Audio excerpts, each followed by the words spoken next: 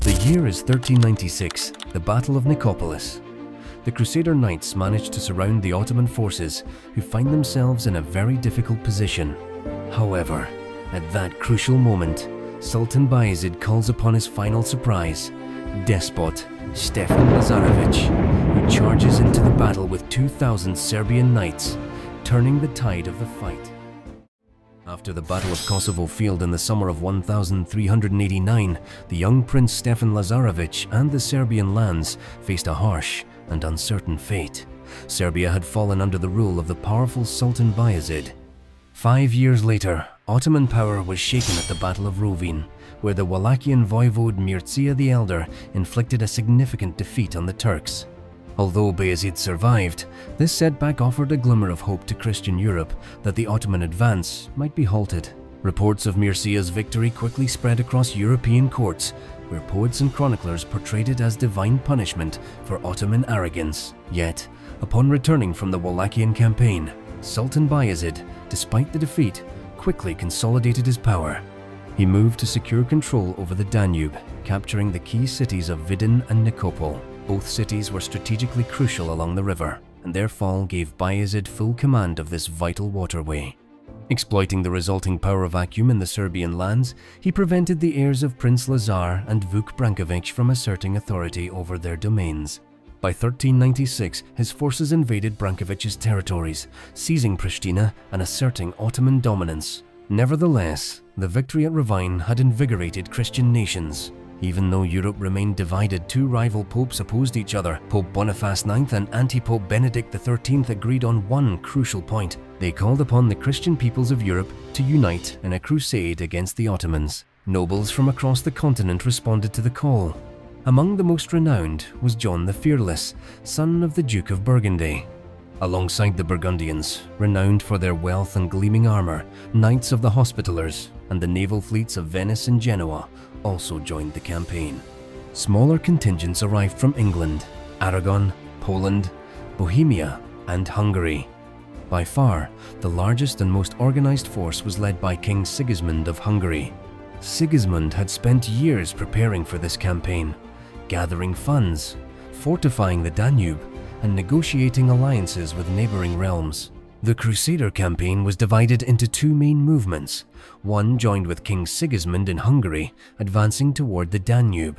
The other sailed across the Black Sea with the Genoese fleet directly into Ottoman territory. By September 1396, the Christian forces reached Vidin.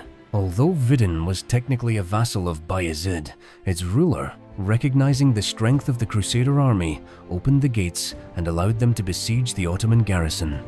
The army then advanced to Orshova, where the local leader reached an agreement with Sigismund to surrender the city.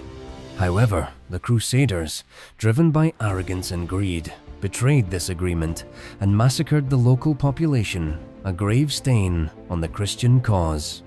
During the march through the Balkans, overconfidence was rampant among the Crusaders, particularly among the French knights, who underestimated the Ottoman forces. On September 8th, the Crusader army reached Nikopol and began the siege.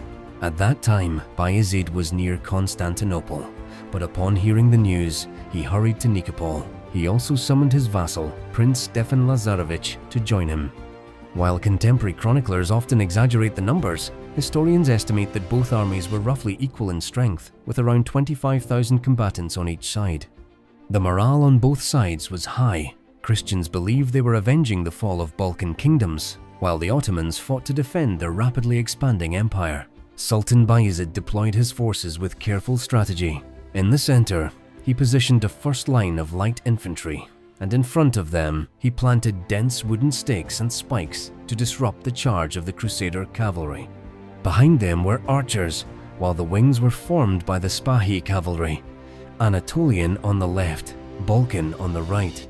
In deep reserve lay the elite Janissary Corps. The strongest unit on the right wing consisted of heavily armored Serbian troops under Prince Stefan Lazarević. Bayezid and Stefan observed the battle from a nearby grove, directing the engagement. The Crusader army was organized into three main groups. Experienced Wallachian units under Prince Mircea held the left wing, while the central and right wings consisted of Western European forces. Leading the charge in the first line were the Burgundians and other French knights, commanded by John the Fearless, eager for glory. Behind them, the main body contained the Hungarian forces under King Sigismund, alongside German and Polish contingents. The battle began with a feint by the Ottoman light cavalry, drawing the Crusader knights into a full charge. Believing this to be the main Ottoman force, the knights advanced as Bayezid had planned. Encumbered by armor and impeded by stakes and a hail of arrows, the Crusaders suffered heavy casualties yet managed to break through the initial Ottoman lines. At this critical moment, Bayezid acted decisively. Although Sigismund had signaled his forces to hold, John the Fearless pressed the attack recklessly. Seizing the opportunity, Bayezid unleashed his Janissary Guard, halting the French advance. Simultaneously, the Ottoman wings, together with the Serbian armored units, struck from both flanks. The Crusader knights, now encircled, were subjected to a brutal slaughter. King Sigismund, recognizing that all was lost, made no attempt to rescue the trapped forces. He barely escaped the battlefield by fleeing to the Danube, where Venetian ships rescued him and carried him to safety along the river. The defeat at Nikopol had catastrophic consequences for Christendom. The Vidin realm was destroyed, and the fall of Constantinople became an eventual certainty. Vuk Branković's territories fell entirely under Ottoman control, and he himself was soon captured and died in captivity. As a reward for his loyalty and decisive action during the battle, Bayezid granted Pristina to Prince Stefan Lazarević. Some prominent knights and nobles from Vidin were allowed to pay ransom and return to Serbia, but the scale of the Christian disaster was undeniable. For the Ottoman Empire, the victory at Nicopolis secured their dominance over the Balkans for generations to come, marking the beginning of a new era of expansion towards Central Europe.